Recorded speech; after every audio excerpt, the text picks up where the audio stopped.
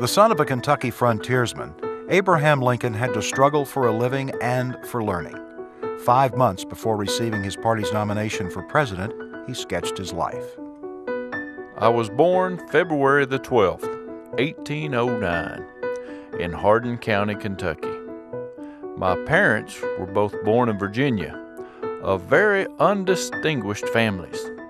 Second families, perhaps I should say. My mother died in my 10th year and was of a family of the name of Hanks, and my father removed from Kentucky to Indiana in my 8th year. It was a wild region with many bears and other wild animals still in the woods. There I grew up. Of course, when I became of age, I did not know how much. Still, somehow I could read, write, and cipher, but that was all. Lincoln made extraordinary efforts to attain knowledge while working on a farm, splitting rails for fences, and keeping store at New Salem, Illinois. He was a captain in the Black Hawk War, spent 8 years in the Illinois legislature, and rode the circuit of courts for many years. His law partner said of him, his ambition was a little engine that knew no rest. He married Mary Todd. They had 4 boys, only one of whom lived to maturity. In 1858, Lincoln ran against Stephen A. Douglas for senator.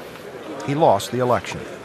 But in debating with Douglas, he gained a national reputation that won him the Republican nomination for president in 1860. As president, he built the Republican Party into a strong national organization. Further, he rallied most of the Northern Democrats to the Union cause. On January 1, 1863, he issued the Emancipation Proclamation that declared forever free those slaves within the Confederacy.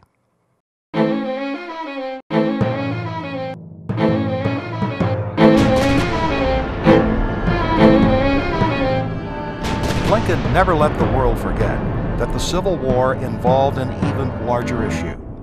This he stated most movingly in dedicating the military cemetery at Gettysburg. That we here highly resolve that these dead shall not have died in vain, that this nation, under God, shall have a new birth of freedom, and that government of the people, by the people, for the people, shall not perish from the earth.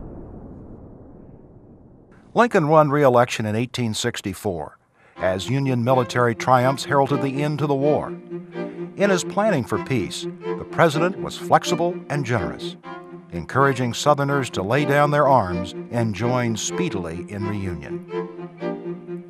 The spirit that guided him was clearly that of his second inaugural address, now inscribed on one wall of the Lincoln Memorial in Washington, D.C. With malice toward none, with charity for all, with firmness in the right, as God gives us to see the right, let us strive on to finish the work we are in, to bind up these nations' wounds.